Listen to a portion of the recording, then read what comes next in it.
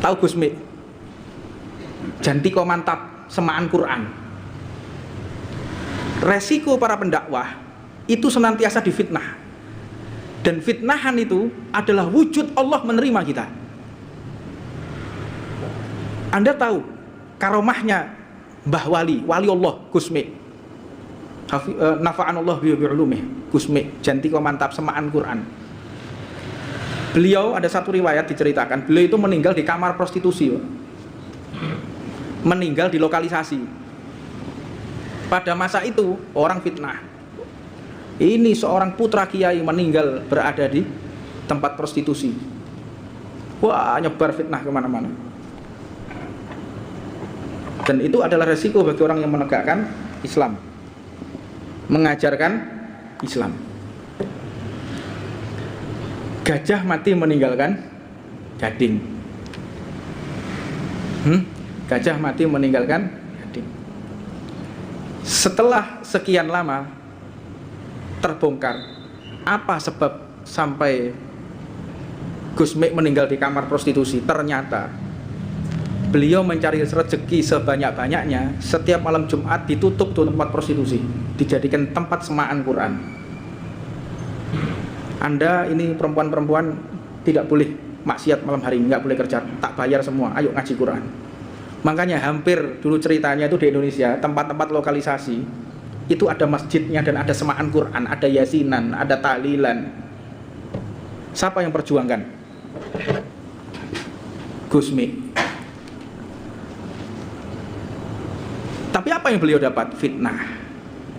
Tapi apa yang beliau dapat? Cercaan, sehingga Allah membongkar. Sekarang betapa harumnya nama beliau. Pada saat itu dihina, pada saat itu dicaci maki. Siapa lagi? Orang-orang soleh. Habib Mundir, Al-Musawa. Berapa banyak orang yang mencaci maki beliau dulu? Woi, berapa banyak orang yang mencaci maki beliau? Wah, ini Habib kok dekat sama pejabat. Berapa banyak orang yang seperti itu? Habib Jindan caci maki, Habib Nabil Al-Musawa caci maki. Siapa yang gak caci maki sama netizen nih? Ini karena banyaknya pertanyaan, saya akan jawab. Anda ya, kalau ada guru Anda dicaci maki, Anda bersyukur kepada Allah. Kalau ada orang yang mencaci maki guru Anda, ada orang yang menghina guru Anda bersyukur kepada Allah Subhanahu wa ta'ala. Apa sebab? Karena itu yang dilewati oleh Nabi Muhammad SAW.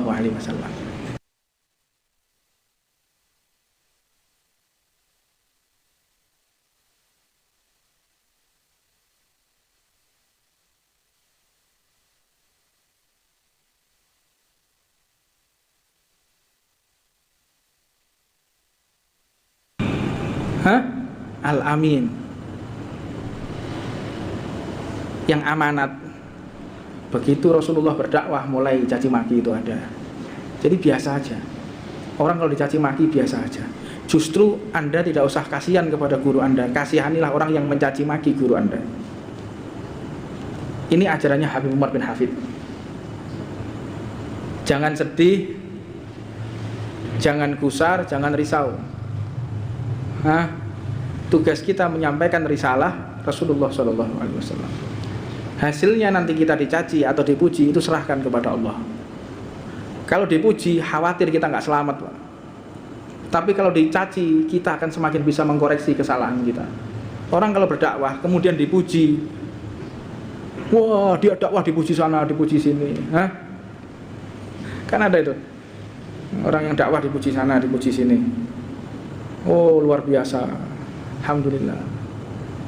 Ini berbahaya bagi mereka yang mendapatkan pujian sana sini. Maghrur dia ya, maghrur, ghurur, lalai.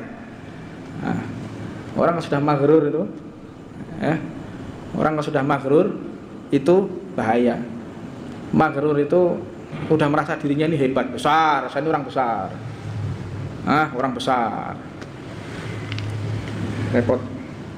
Makanya saya mau ngisi pengajian ini dengan fikih. Khawatir Kalau Anda tahu, Anda akan meremehkan orang. Ya. Kalau orang itu ngerti fikih, itu bawaannya dia itu merasa benar dan yang lain salah. Makanya harus kita belajar tazkiyatun nufus, penyucian jiwa dulu. Dan bagi siapa saja, jika terpengaruh cacian atau pujian manusia, berarti engkau menginginkan balasan dari manusia. Anda ngajar, Anda sodakoh. Di sodakoh Anda itu ada orang yang memuji, ada orang yang mencaci. Kalau Anda terpengaruh dengan ucapan manusia, berarti Anda beramal hanya untuk manusia, bukan untuk Allah Subhanahu wa ta'ala. Nah, contohlah para sahabat Nabi Muhammad, betapa banyak ujian yang mereka terima dan tetap sabar kepada Allah Subhanahu wa ta'ala. Makanya kalau ada orang mencaci maki majelis kita, mencaci maki guru-guru kita, pesan wasiat Habib Umar, doakan mereka mendapatkan hidayah. Jangan kita menjadi mereka, oh caci misalnya, sama aja ada sama dia. Kita dicaci, balas caci, sama aja, podo wae. Tidak ada beda. Makanya jangan kita berpikir salah, keliru. Jangan goblok. Goblok itu ada dua. Ada jahil basit, ada jahil murakkab. Ayo, akiu jongkok itu ada dua. Ada akiu jongkok, dia ngerti kalau akiunya jongkok. Ada juga orang yang punya akiu jongkok, tapi dia nggak ngerti. Ayo, jahil murakkab. Kalau kata-kata goblok kan kasar ya. Bodoh. Ya, wasbir wa masabruka illa billah. Wasbir li hukmi rabbika fa innaka bi a'yunina. Dan bersabarlah kalian dalam menunggu ketetapan Allah, ketetapan Tuhanmu. Sesungguhnya engkau berada di dalam penglihatan kami. Jadi tidak ada satupun yang terlewat dari penglihatan Allah Subhanahu wa ta'ala. Tidak ada satupun dari penglihatan Allah. Jangankan penglihatan Allah, penglihatan malaikatnya aja tidak bisa orang itu kelewat. Malaikat Israel, pencabut nyawa. Malaikat Israel itu dalam kitab tasawuf dijelaskan, bentuk tubuhnya itu besar, memiliki rambut. Malaikat Israel itu punya rambut. Satu helai rambutnya, apabila air laut ini dituangkan di atas kepala beliau, maka tidak ada satupun helai rambut yang bisa basah secara total. Rambut siji loh, banyu segoro disok di kepalanya malaikat Israel, tidak bisa membasahi satu helai rambutnya. Dan beliau memiliki mata sejumlah makhluk yang diciptakan oleh Allah. Satu manusia diawasi satu mata, satu semut diawasi dengan satu mata. Ono uget-uget di pojokan kono. Ono uget-uget tok ngene kali. Uget-uget iki basa apa? Bahasa Indonesia uget-uget iki apa? Jentik nyamuk ya. Asal usulnya nyamuk ya. Uget-uget itu. Catet, uget-uget diawasi dengan satu mata. Uget-uget siji. Ono laler, wake laler. Laler satu diawasi mata siji. Matanya malaikat Israel. Ini hanya ciptaan Allah Subhanahu wa ta'ala. Bayangkan kayak apa, guys, bayangno wis. Subhanallah, ciptaan Allah Subhanahu wa ta'ala. Tidak ada makhluk yang terlewat daripada pandangan kami, kata Allah Subhanahu wa ta'ala. A'yunina, pandangan, bukan a'yuni, bukan pandanganku, tapi a'yunina. Kenapa mengatakan kami? Berarti ini kan kata-kata lebih dari satu, kami kok. Lebih dari satu. Apa maknanya? Berarti ada yang mengawasi selain Allah Subhanahu wa ta'ala, yaitu para malaikatnya Allah Subhanahu wa ta'ala. Ini di dalam tafsir. Makanya kalau Allah itu berbuat tunggal, tidak melibatkan malaikat, maka menggunakan isim mufrad, kata tunggal. Tapi kalau melibatkan makhluk yang lain, maka menggunakan kata jamak atau lebih dari satu, ya, atau kata-kata dua.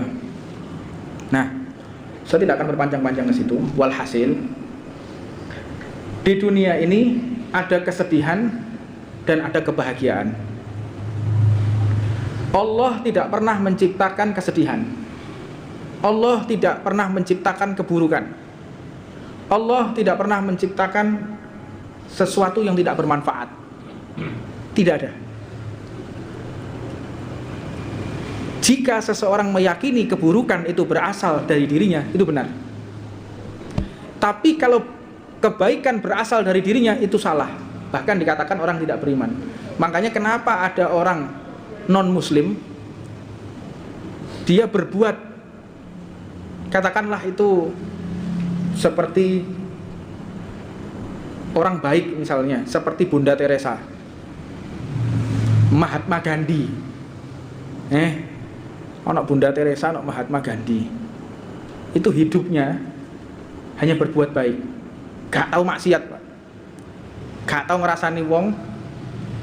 Yang saya tahu ya, wallahu a'lam, ini guri di pawon gak ero aku. Yang gambaran secara normatifnya lah. Secara kasat mata, hidupnya mulai beliau kecil sampai besar, itu hidupnya hanya nyumbang sana, nyumbang sini, bakso sana, bakso sini. Apakah masuk surga? Tidak, jika dia tidak beriman kepada Allah Subhanahu wa taala. Kenapa seperti itu? Karena tidak mengakui kebaikan yang ada dalam dirinya hanya milik Allah. Kebaikan yang dia perbuat berasal dari dirinya, bukan dari Allah Subhanahu wa taala. Itu yang membuat orang masuk surga atau tidak, bukan amalnya. Bahkan Nabi Muhammad mengatakan, saya sebagai Nabi tidak masuk surga kecuali hanya mendapatkan rahmat Allah Subhanahu wa ta'ala.